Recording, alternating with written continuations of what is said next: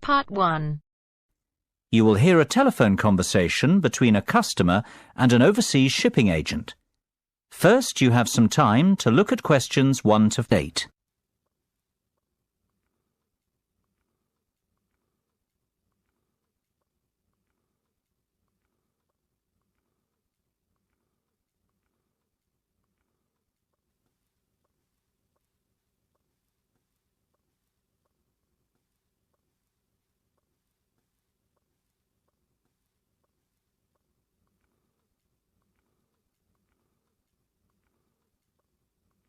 You should answer the questions as you listen, because you will not hear the recording a second time. Listen carefully and answer questions 1 to 8. Good afternoon, Denham's Shipping. How can I be of service? Well, I wish to inquire about sending a container of personal items from the UK to Ireland. No problem. Would you like me to give you an estimate of the cost? Yes, please. Well, first of all, may I take your details? Of course. My name's Tim Lafferty. Could you spell your surname for me, please, Tim? Yes, it's Lafferty. L-A-F-F-E-R-T-Y. Thank you, Tim. Now, where would you like us to pick your container up from? My university, if possible. OK. Let me make a note of the address. It's Abbeyfield University. Is that A-B-B-E-Y-F-I-E-L-D? That's right. Park Street, Brighton. Perfect. And may I take down your postcode too? It's BR8 9P3. Great. Thank you, Tim. Have you the container's measurements? I do. It's approximately 2.5 metres long by 1.25 metres wide. I see. Quite a big one then. Indeed. And the height? I make it 1 metre and 20 centimetres deep. So that's 2.5 by 1.25 by 1.2. Right. And what will actually be in the box, Tim?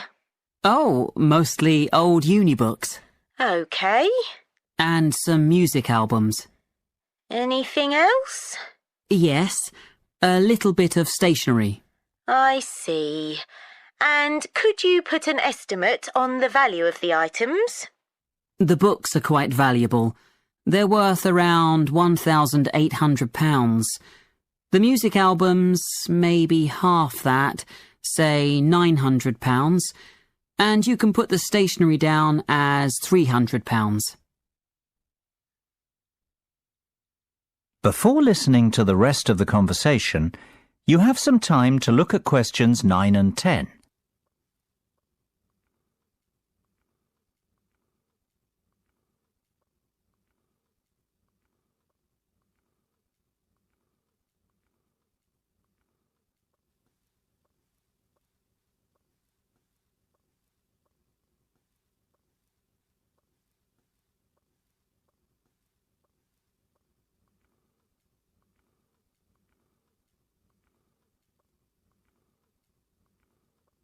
Now listen and answer questions 9 and 10. OK. And will you be purchasing contents cover from us also? I'm not sure what you mean. Sorry, let me explain. Because your items are worth more than £2,000, we recommend that you purchase insurance to cover yourself in the event of damage or loss. Makes sense. What are my options? Well, we offer 3 insurance deals: the premium rate, standard rate and economy rate ones. Premium offers full cover in the event of loss, damage or theft, which means you would be provided with the full cost of replacing your belongings. What about standard and economy? Standard will give you today's value. the second-hand value of your belongings, and economy provides you with a fixed payment of £1,000 in the event of loss, damage or theft. Well, I can afford to live without those books, to be honest, so just give me the cheapest option. We recommend standard cover for all our customers. No, thank you. That won't be necessary. The cheapest option will be fine. No problem. And one last thing, will you be needing delivery at your office, at your house, or do you intend to pick up your container at the port? Home delivery would suit me best, I think. We'll get that process for you. That is the end of part 1. You now have half a minute to check your answers.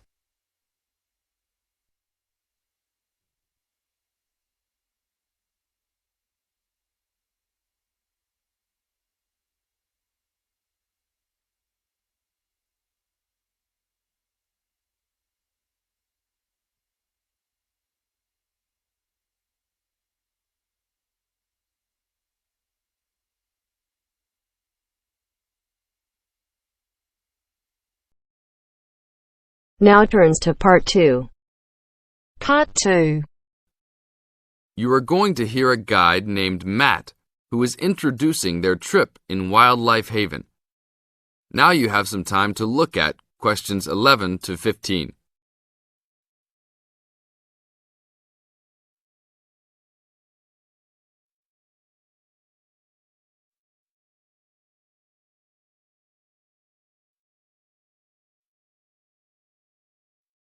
Now listen to the first part of the introduction carefully and answer questions 11 to 15. Well, good morning, everybody. My name's Matt, and I'm one of the 3 guides here at Wildlife Haven. Our job is to make sure that you all have a great time here with us and go home feeling happy and relaxed. As you can see, we're away from the city in a remote area between a national park and the sea. To encourage you to relax, there are no radios or TVs, and the only phones and newspapers are in the office. So, if peace and quiet is what you've come for, this is the place to be. From your cabin on the hill, you'll find you have the national park behind you, and you can look out from the sea from your front balcony. Your luggage will be unloaded from the bus and taken to your rooms in a few minutes. Once you have picked up your key at reception, please locate your room and check that all your luggage has arrived. The daily program here at Wildlife Haven is flexible and only as demanding as you want it to be. You should each have a brochure setting out the facilities and various walking tracks you can take. And on the bus, you are given a green sheet setting out a number of group tours in the coming week. If you want to join any tour, just write your name and room number on the relevant sheet along the wall here. Tomorrow, there is a beachcombers and rock hoppers tour exploring marine life in the rock pools along the beach. Or, if you'd prefer to go inland, there's a guided forest walk that takes you off the walking tracks. If you want to catch some lunch, you could join the beach fishing expedition. And at night, you'll see there is a moonlight forest walk that leaves each night at 7 p.m. So there is plenty to choose from at Wildlife Haven, and of course, that includes just sitting on your balcony watching the waves roll in. But I would recommend my favorite tour, the Waterfall Walk. This departs at sundown each day and also provides the opportunity to have a moonlight swim. Now you have some time to look at questions 16 to 20.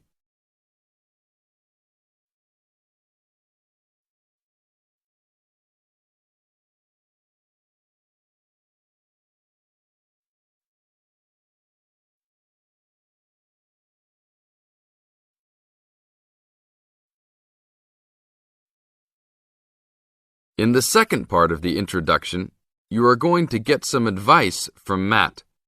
Listen carefully and answer questions 16 to 20. You've chosen to visit us in January, which is one of our hotter months.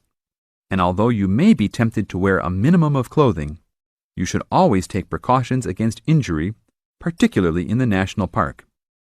This includes sensible footwear.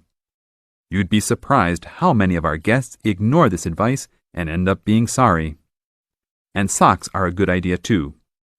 And even though you might be under trees a lot of the time, it's a good idea to wear a hat in this hot climate. There's no need to be too concerned about walking in the national park, provided you use common sense. It's true that there are poisonous spiders in the park, but they are really more frightened of you than you are likely to be of them.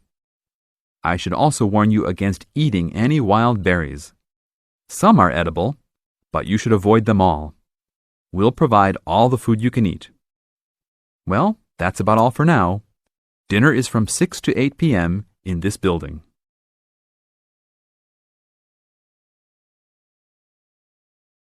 That is the end of part 2. You now have half a minute to check your answers.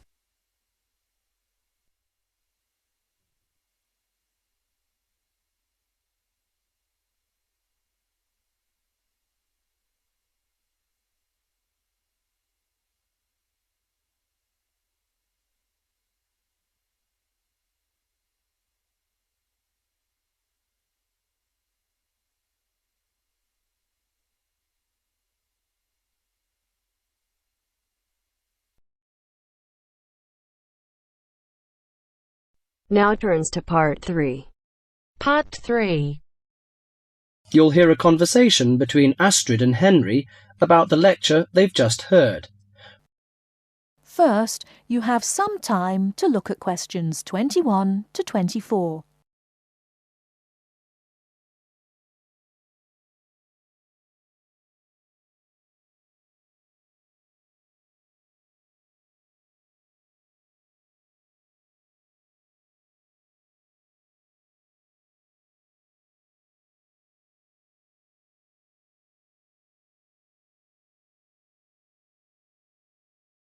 Now, listen carefully and answer questions 21 to 24.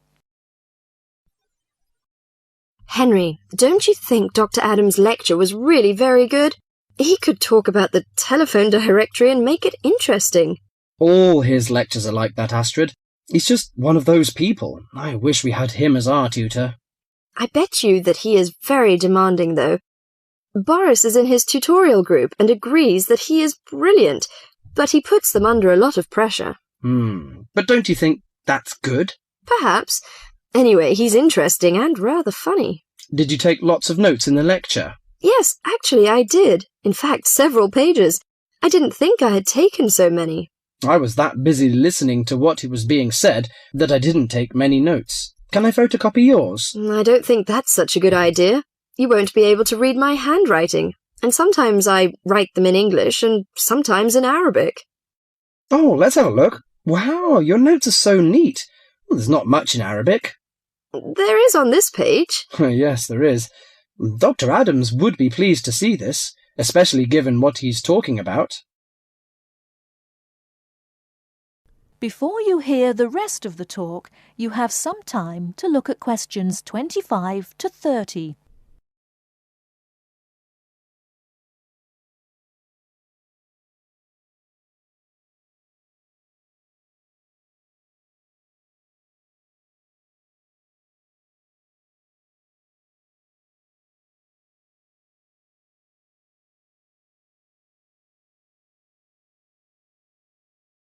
Now listen and answer questions 25 to 30.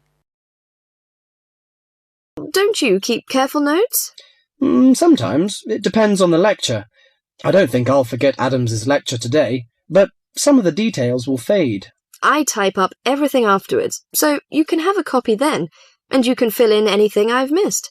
I'm not so good on the broader concepts. I'm better when it comes to detail. Just what Adams was talking about. Well, I am definitely a detail person. I need to have everything written down before I can get the concepts clear in my head. And I am the complete opposite. I find all the detail clutters up my mind, and I get very frustrated, which was just what he was on about. He mentioned a book he had written. He mentioned several. The one on space and the individual. Yes, called My Space. It's on the book list. So it is. I think I'll get that out of the library, or get my own copy. Did you get what he said about spatial awareness? I didn't really. Yes, it was fascinating. I can't be as eloquent as Adams was, but I know several people who are frighteningly intelligent, but they have difficulty reading simple directions, even when getting to places that they know very well. I find that difficult to understand. Everyone learns the way to walk to the shops and things like that. You mean just the way people learn spelling? You know, people misspell words, make mistakes in countless areas of their lives, and going in the right direction is just the same. Remember what Adam said about the number of people who cannot tell left from right, north from south, and so on? Do you know which way is north? It's that way. You see, I couldn't have told you that. Really? I haven't a clue which way is which. That's why I'm always getting lost when I go out on my bike. And put me in a completely new place and I am totally lost. What about maps? Oh, I'm hopeless at reading them. But then you're brilliant at writing essays and getting all the ideas down in the right order, and I don't know where to start. Again, just what Adams was talking about. What we need to do is combine our skills. You teach me to cope with detail, and I'll teach you how to string concepts together. Okay, we can do that. That is the end of part 3. You now have half a minute to check your answers.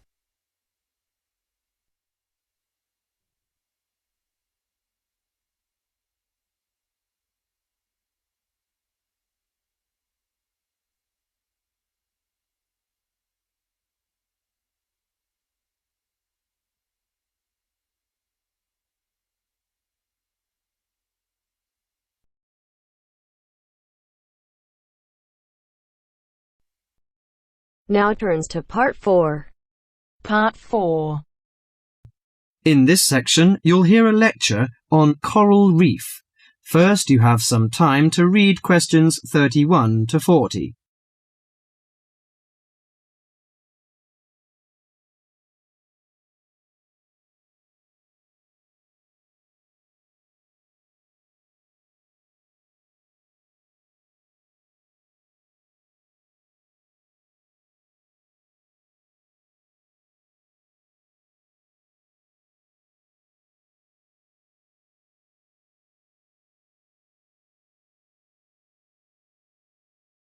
Now listen carefully to the lecture and answer questions 31 to 40.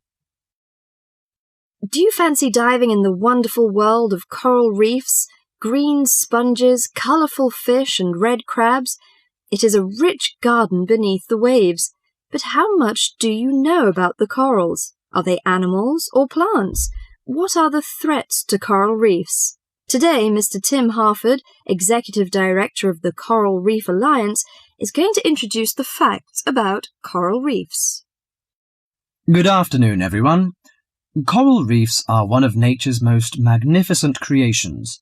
It is filled with thousands of unique and valuable plants and animals. Over 1/4 of all marine species depend on healthy coral reefs. Humans also depend on coral reefs. These marine ecosystems are the primary source of food and income for millions of people, a vast repository of valuable chemical compounds and medicines, and a natural wave barrier that protect beaches and coastlines from waves and storms. Coral is actually the exoskeletons of coral polyps. Made from limestone, these skeletons build up over time, forming the reef. New corals are born each April. At a certain hour, on a certain night, mature corals suddenly release clouds of eggs and sperm into the sea. After the fertilized eggs take root on the seafloor, they can grow up to 15 centimeters per year. Coral reefs are present in the waters of over 100 countries. These are warm, 18 to 29 degrees centigrade, shallow, sunny regions primarily between the tropics of Cancer and Capricorn. Only clear, warm salt water can support a coral reef. And because sunlight is crucial to the reef's survival, the water must also be shallow. The algae that grow on coral provide much of the coral's food. In deeper water, algae cannot get the sunlight they need to grow. Most coral reefs are in the tropics because natural conditions there are perfect. In their modern form, coral reefs have thrived on Earth for over 50 million years. In recent years, however, more than 11% of the world's reefs have been lost, with another 16% severely damaged during the El Niño event in 1998. Up to 32% of coral reefs may be destroyed by human activities in the next 30 years if we do not take action now. Corals and coral reefs are extremely sensitive. Slight changes in the reef environment may have detrimental effects on the health of entire coral colonies. These changes may be due to a variety of factors. One of the greatest threats to coral reefs is human expansion or development. As human population increases, so does the harvest of resources from the sea. Due to overfishing, reef fish populations have been greatly decreased in some areas of the world. The removal of large numbers of reef fish has caused the coral reef ecosystems to become unbalanced. As we know, corals are also very popular as decorations. A large amount of the most healthy corals are selected by commercial collectors. They sell the corals to souvenir shops, where a large number of tourists wait to purchase them as decorations or souvenirs. Coral reefs also receive much damage from both commercial and private vessels. The leakage of fuels into the water and the occurrence of spills by large tankers are extremely damaging to local corals. Although much of the coral reef's degradation is directly blamed on human impact, there are several natural disturbances which cause significant damage to coral reefs. The most recognized of these events are hurricanes or typhoons, which bring powerful waves to the tropics. These storm waves cause large corals to break apart and scatter fragments about the reefs. Home to a diverse community of creatures, coral reefs are underwater treasure chests of colour and activity. Predators and prey swim and crawl among the coral in nature's never-ending dance of life and death. This lively, fascinating world beneath the waves is just waiting to be explored. That is the end of part 4. You now have half a minute to check your answers.